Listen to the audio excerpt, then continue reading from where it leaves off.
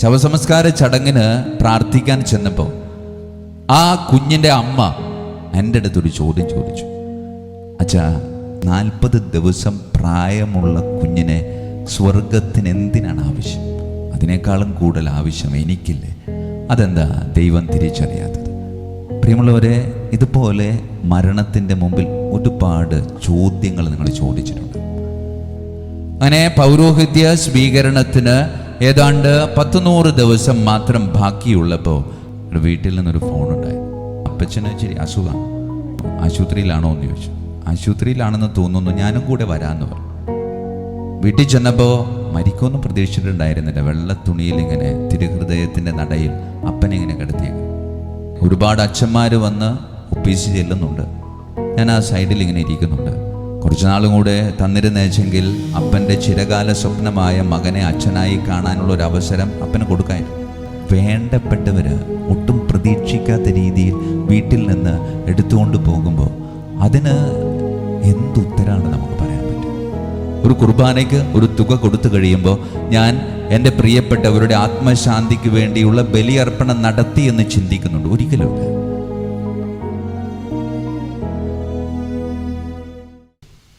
സെമിത്തേരിയിൽ ബലിയർപ്പിച്ച് പ്രാർത്ഥിക്കുമ്പോൾ വേറൊരനുഭവമാണ്.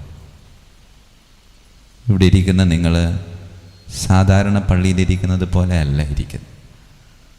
ഉള്ളിൻ്റെ ഉള്ളിൽ എവിടെയൊക്കെയോ ചെറിയൊരു ആർദ്രത, പ്രിയപ്പെട്ടവരോടുള്ള ചെറിയൊരു സ്നേഹം, അതിൻ്റെയൊക്കെ ആന്തരിക ഫലമായി ഉള്ളിൽ ചെറിയൊരു സങ്കടം, അങ്ങനെ സമ്മിശ്ര വികാരത്തോടു കൂടെയാണ് ഈ ബലിയർപ്പണത്തിൽ നാം പങ്കുചേരുന്നതെന്ന് സംശയം കൂടാതെ നമുക്ക് പറയാൻ സാധിക്കും.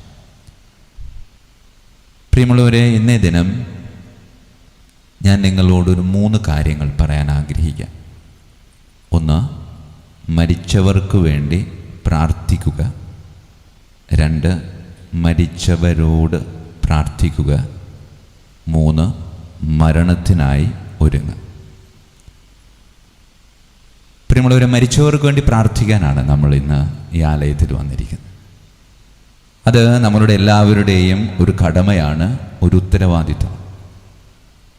പക്ഷെ അത് നമ്മൾ എങ്ങനെയാണ് നടത്തുന്നത്?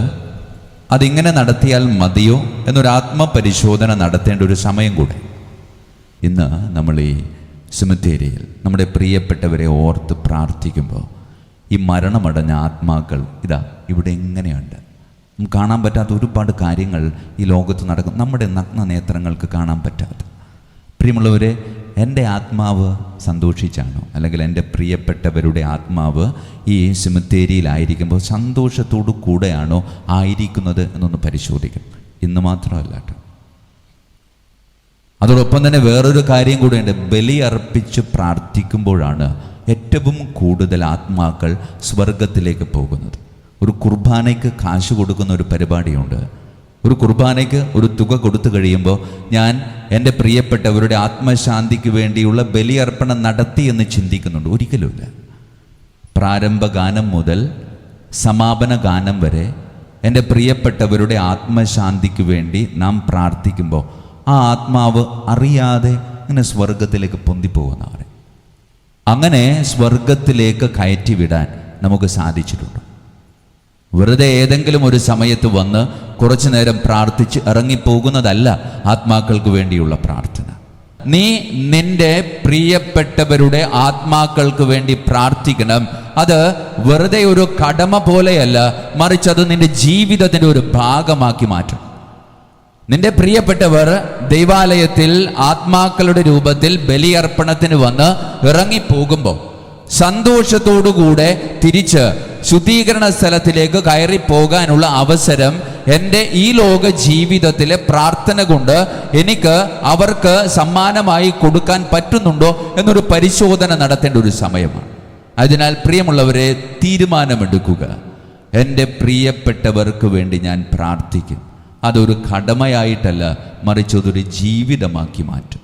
അത് വെറുതെ കുർബാനയ്ക്ക് പോയല്ല, കുർബാനയുടെ പ്രാരംഭ ഗാനം മുതൽ കുർബാനയുടെ സമാപന ഗാനം വരെ വളരെ വിശുദ്ധിയോടുകൂടെ പങ്കെടുത്ത് ദിവ്യകാരുണ്യം സ്വീകരിച്ച് ആ ആത്മാവിന് വേണ്ടി പ്രാർത്ഥിച്ച് നാം ദിവ്യകാരുണ്യം ഉൾക്കൊണ്ടുകൊണ്ട് നമ്മുടെ ആലയത്തിൽ നിന്ന് നാം പുറത്തേക്ക് ഇറങ്ങുമ്പോൾ ഈ ആത്മാവ് നമ്മുടെ ഒപ്പം വന്ന് നമ്മോട് പറയുന്നുണ്ട്, മോനെ ഒരുപാട് നന്ദിയുണ്ട് കേട്ടോ, ഇന്ന് ഞാൻ കുറച്ചുകൂടെ സ്വർഗത്തോട് അടുത്തിരിക്കുകയാണ്.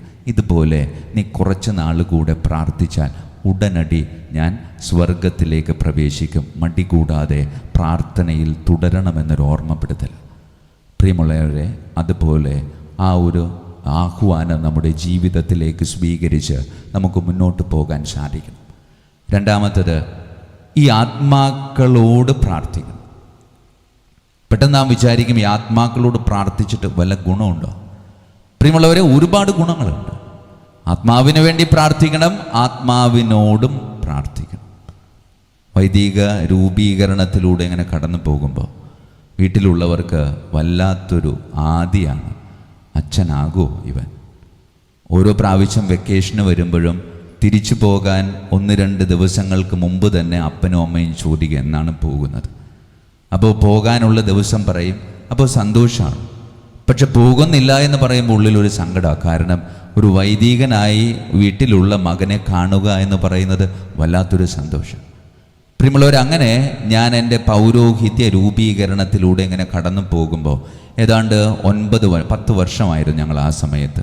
അങ്ങനെ 9 വർഷം പൂർത്തീകരിച്ച് ഞാൻ ഡീക്കൻ പട്ടം സ്വീകരിച്ചപ്പോൾ അമ്മയ്ക്കും അപ്പനും കുറച്ചുകൂടെ സന്തോഷവും പ്രതീക്ഷയായി. അങ്ങനെ ഏതാണ്ട് ഇനി 6 മാസം മാത്രമേ ബാക്കിയുള്ളൂ പൗരോഹിത്യ പദവിയിലേക്ക് ഉയർത്തപ്പെടാൻ. അപ്പനും അമ്മയും നീണ്ട നാളത്തെ കാത്തിരിപ്പ് ഏതാണ്ട് അവസാനിക്കുന്ന സമയത്തോട് അടുക്കുകയാണ്. അങ്ങനെ പൗരോഹിത്യ സ്വീകരണത്തിന് ഏതാണ്ട് 100 ദിവസം മാത്രം ബാക്കിയുള്ളപ്പോൾ സെമിനാരിയിലായിരിക്കുമ്പോൾ ഒരു സെപ്റ്റംബർ മാസം 8-ാം തീയതി പരിശുദ്ധ അമ്മയുടെ ജന്മദിനത്തിൻ്റെ ദിവസമാണ്. എനിക്കൊരു ഫോൺ വന്നു. സാധാരണ ഫോൺ വന്നാൽ നേരിട്ട് കയ്യിലോട്ട് തരാറുണ്ട്. പക്ഷെ അന്ന് ഫോൺ വന്നപ്പോൾ നേരിട്ട് തന്നില്ല, മറിച്ച് ഒരു കൂട്ടുകാരൻ വന്ന് പറയുകയാണ് ചെയ്തത്. ഒരു വീട്ടിൽ നിന്നൊരു ഫോൺ ഉണ്ടായി. അപ്പം ഞാൻ പെട്ടെന്ന് ഓടിച്ചെല്ലാൻ പോയപ്പോൾ ഇല്ല, ഫോൺ കട്ട് ചെയ്തു. എനിക്കായിരുന്നില്ല, റെക്ടറച്ചനാണ് ഫോൺ വന്നത്. അത് സന്ദേശം എൻ്റെ അടുത്ത് പറയുകയാണ്. സന്ദേശം വേറെ ഒന്നുമില്ല, അപ്പച്ചന് ഇച്ചിരി അസുഖമാണ്. അപ്പോൾ ഞാൻ പറഞ്ഞു, ആശുപത്രിയിലാണോ എന്ന് ചോദിച്ചു. ആശുപത്രിയിലാണെന്ന് തോന്നുന്നു, ഞാനും കൂടെ വരാമെന്ന് പറഞ്ഞു. പ്രിയമുള്ളവരെ, ഒരാൾ കൂടെ വരാമെന്ന് പറയുമ്പോൾ കാര്യത്തിൻ്റെ ഗൗരവം ഇത്തിരി തീവ്രമാണെന്ന് മനസ്സിലായി. വീട്ടിൽ ചെന്നപ്പോൾ മരിക്കുമെന്ന് പ്രതീക്ഷിച്ചിട്ടുണ്ടായിരുന്നില്ല. വെള്ള തുണിയിലിങ്ങനെ തിരുഹൃദയത്തിൻ്റെ നടയിൽ അപ്പനിങ്ങനെ കിടത്തിയേക്ക്. പ്രിയമുള്ളവരെ, ഒരുപാട് അച്ഛന്മാർ വന്ന് ഒപ്പീസ് ചെല്ലുന്നുണ്ട്. ഞാൻ ആ സൈഡിൽ ഇങ്ങനെ ഇരിക്കുന്നുണ്ട്. ശവസംസ്കാര ചടങ്ങുകൾ ഞാനാണ് നടത്തിയത്. പക്ഷെ ഒട്ടും സന്തോഷമില്ലാതെ അപ്പൻ്റെ വേർപാടിലുള്ള ദുഃഖത്തെക്കാൾ ഉപരി കർത്താവിനോട് ദേഷ്യമായി. കുറച്ചു നാളും കൂടെ തന്നിരുന്നേച്ചെങ്കിൽ അപ്പൻ്റെ ചിരകാല സ്വപ്നമായ മകനെ അച്ഛനായി കാണാനുള്ള ഒരു അവസരം അപ്പന് കൊടുക്കായിരുന്നു. അപ്പോൾ എനിക്ക് കർത്താവിനോട് ഒരു ഇഷ്ടക്കുറവ്, അതൊരു ഇഷ്ടക്കുറവ് മാത്രമല്ല, ഒരു ദേഷ്യമായിട്ട് മാറി. അങ്ങനെ ശവസംസ്കാര ചടങ്ങുകളൊക്കെ കഴിഞ്ഞ് ഏതാണ്ട് പിറ്റേ ദിവസം ഞാൻ സെമിനാരിയിലേക്ക് തിരിച്ചു വന്നു. സെമിനാരിയിൽ തിരിച്ചു വന്നപ്പോൾ എന്നെ സ്നേഹിച്ചിരുന്ന അല്ലെങ്കിൽ എൻ്റെ ആധ്യാത്മിക പിതാവ് അന്ന് അത്തനേഷ്യസ് അച്ഛൻ എന്നെ വിളിച്ചിട്ട് പറഞ്ഞു, എൻ്റെ മുറിയിലേക്ക് വരാൻ പറഞ്ഞു. ഞാൻ മുറിയിൽ ചെന്നു. അച്ഛൻ്റെ മുറിയിൽ ഇങ്ങനെ ഈ കസേരയിലിരിക്കുക. അപ്പം അച്ഛൻ എന്നോട് പറഞ്ഞു, ഡൈസേ, അപ്പൻ സ്വർഗത്തിലേക്ക് പോയിരിക്കുക. ഈ ലോകത്ത് നിനക്ക് വേണ്ടി പ്രാർത്ഥിക്കുന്നതിനേക്കാളും കൂടുതൽ പ്രാർത്ഥന അത്യാവശ്യമുള്ള സമയമാണ്.